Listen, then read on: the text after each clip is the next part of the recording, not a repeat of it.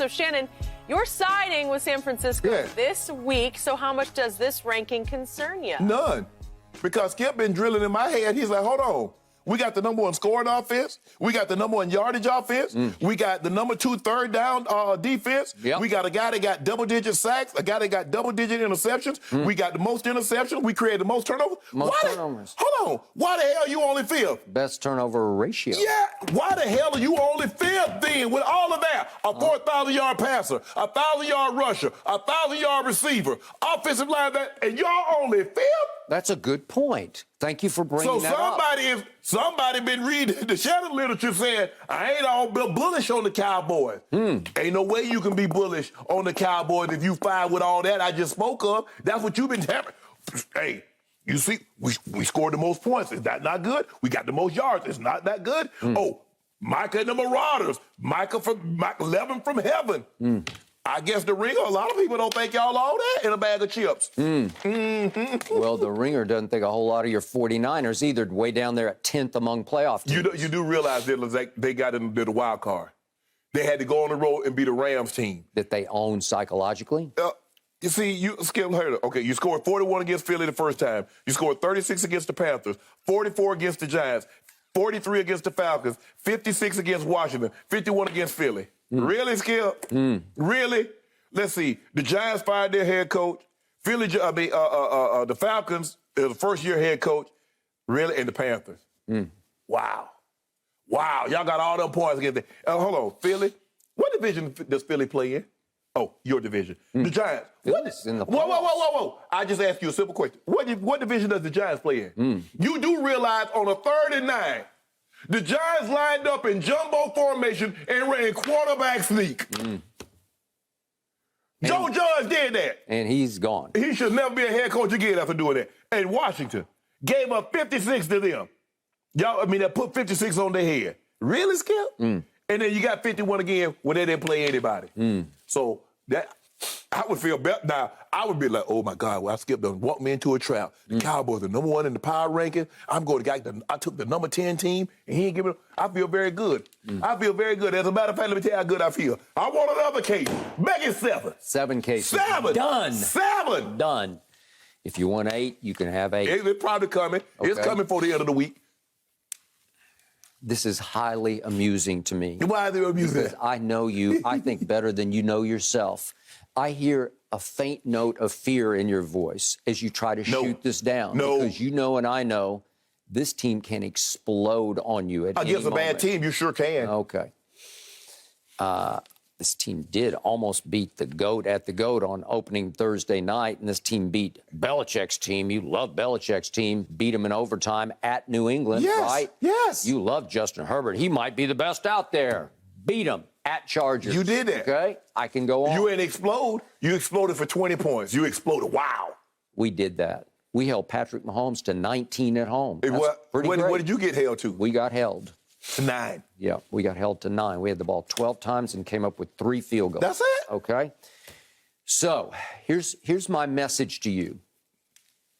Right now, Jerry Jones is in football heaven because this is his dream come true kind of team, because this team is the ultimate box office, because it's the biggest X factor in the playoffs. This team is capable of just exploding on you and being the best team in football. It's capable of doing that. It's also capable of laying the biggest egg in the playoffs. There you have it. It is, because we've seen them lay eggs. We and have. it will leave a lot of egg on my face over here on this side of the table. Which you have on Monday. But that's hurry, step right up. That's ringmaster stuff. That's P.T. Barnum and Bailey circus kind of stuff, because you can sell that, because at any moment they are wildly unpredictable, right? Yes. And even when they stink, the warrior that is Rain Dakota Prescott can fight back in the fourth quarter and make it a ball game, right? So you have all that going. So Jerry's sitting up there on his throne in football heaven because he's got the ultimate most valuable team in football. He's got the biggest draw in football because of all of the above. Yeah. So I love what the Ringer wrote about the Cowboys, my Cowboys. It's hard to get a read on the Cowboys right now. There are moments when Dallas looks like dare I say, the best team in football, Yes. right? Yes. Okay. And it goes on to say, so it shouldn't be too surprising. This team finished first in the Football Outsiders DVOA. It's like a third-level stat. But you can make stats say this is the best team in the playoffs, right? Right. And you can make a case or hope to make a case that when you least expect it, they can do Cowboy things and look like the worst team in the playoffs. Right. But Skip, doesn't that concern you? The volatility in which they played with over the 17-game season? I mean, you wouldn't want somebody investing your money in the volatile stocks. You want something to look like this here, Skip. I'm not saying you got to be way up here, but I'm just saying don't be way up here and then way down here. If you just want to ride the wave, see, like I said, merry-go-round. This like here, that's the merry-go-round, Skip. Now the roller coaster gonna do this. Yep. That's what you own. Okay. But here's the thing. Mess around and get stuck on the roller coaster. Yeah. I can see it happening Sunday. Yeah. I can see it happening Sunday. You're I can see that. hoping No, it I happens don't hope. I hope. I can see Bosa and Armstead and Warner, that defense getting after Dak, and I can see you coming in here on Monday upset at Mike McCarthy. Okay. We still have to win in spite of him and in spite of our owner, general manager. And maybe we're going to talk about this later in the show, maybe in spite of my kicker, who seems to have gone south mentally, which is a pretty frightening thing at this point in the season. Okay, I got to read one more line from The Ringer because I really liked it. The article goes on and on about how the Cowboys have the best pass rush in pro football when they're cranked, when they're clicking, when you pair 11 from heaven with Randy Gregory and D-Law. They can come after you, and they're going to get after Jimmy G. Steelers got the best pass rush, but okay. Okay, well, I don't know. The three of them combined, I'll take them over anybody. I got Cam Hayward, and I got TJ. Pittsburgh got the defensive player of the year. I got it. I'm still taking mine. I don't think there's anything out there like Micah Parsons. I just don't. I haven't seen explosion. I haven't seen sudden. I haven't seen closing burst like 11 from heaven. Micah's Marauders. TJ. Okay, all right. But the point is, The Ringer goes on to conclude when that group, the defense, is paired with a good day from the team's offense, this squad is like John Williams' soundtrack to Jurassic Park, a beautifully symphonic piece of art that almost makes you forget you're looking at an eccentric billionaire's vanity project. Okay, that's what Jurassic Park was, and that's what my Cowboys ultimately, they're a vanity project of the. Oh, your billion dollar. Okay, well, I liked it because I'm being harshly objective here about my Cowboys. But that's the God's truth. That's it, right there in a nutshell. But here's the thing. He said when the Cowboys play really well, but what team can't we say that? What if Green Bay plays their best, if Aaron Rodgers is on his game, and that defense is on their game, if Tampa Bay, if Tom Brady's doing Tom Brady, and that defense comes to play, Patrick Mahomes on his game, and that Skip, who couldn't we say that about in the playoffs? That's just not mutually exclusive to the Cowboys. I know, but the extremes are more extreme here. Can Dak Prescott get hotter than Patrick Mahomes, boy? No. Can he get hotter than Aaron Rodgers? No. Can he get hotter than Thomas Everett Patrick Brady Jr.? No. And final line from The Ringer about my man Ezekiel Elliott. 1 week, he'll look like he's running in mud. The next week, he'll look like he was shot out of a cannon. What cannon? Voila. Okay? I think this is the week shot out of cannon. And by the way, Tony Pollard, he's resting that bad heel of his. He might look like he's shot out of a missile silo. Skip, can somebody help me understand?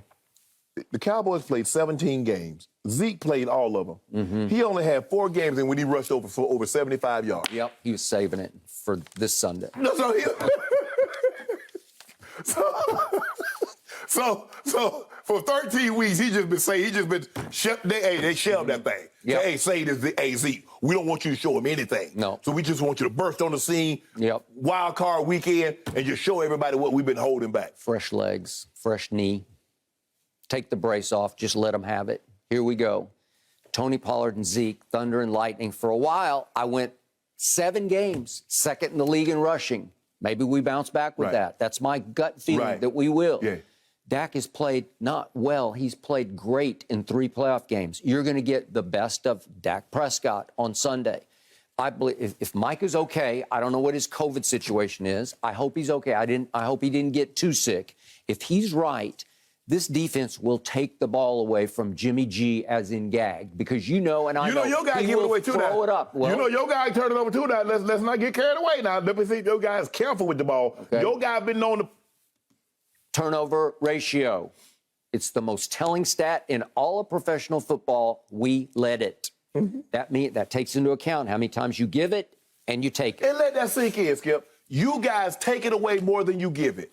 You guys, the only team that had you got a guy that had 11 interceptions, a guy that had 10 plus sacks. That's your defense. I think you finished third in third down percentage, getting off the field. I mean, you finished second in third down percentage. Yes, we did. You scored the most points, had the most yards, and y'all only fifth in the power ranking. Shouldn't that cause you some alarm? You like with all those stats, in those third level and fourth level and 15th level stats, y'all should be number one. Okay. Why not? But the Ringer writer is making the case. I don't know what to do with them, so I'll put them in the middle. I'll put them 5 because he's making the case. You could put them 1.